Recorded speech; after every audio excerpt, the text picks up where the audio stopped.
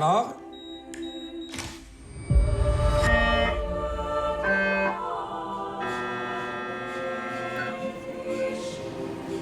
MR-undersøkelsen viser en større svulst. Og så en skål for Anja. Tilbake nå i full vigør. Skål da. Skål. Skål, mamma. Det kan ikke kureres.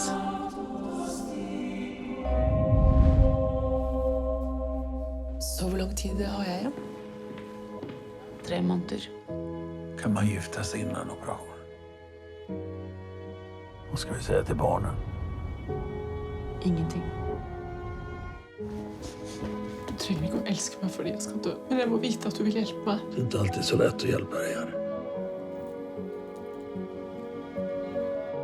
Du skal operere inn i hodet. Ja, kanskje. Vi skal gifte oss. Er du sikker på at dette ikke er for mye for deg? Bryllupsdag og bursdag på en og samme dag, så blir det bare 1 dag i året dere må minnes med.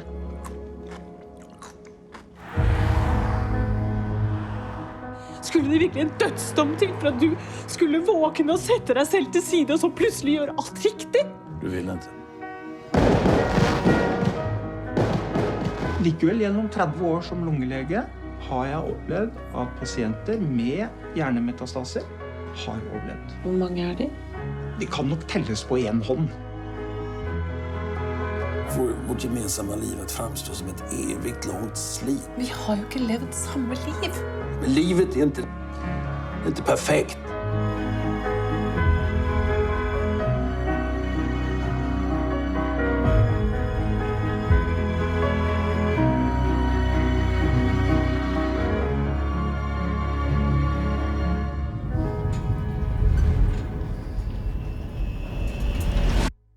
Ja, hallo? Tennene er ikke så viktig, egentlig. Jeg har fått kreft. Jeg har ikke så lenge igjen å leve. Jeg kan egentlig bare stryke meg fra lista.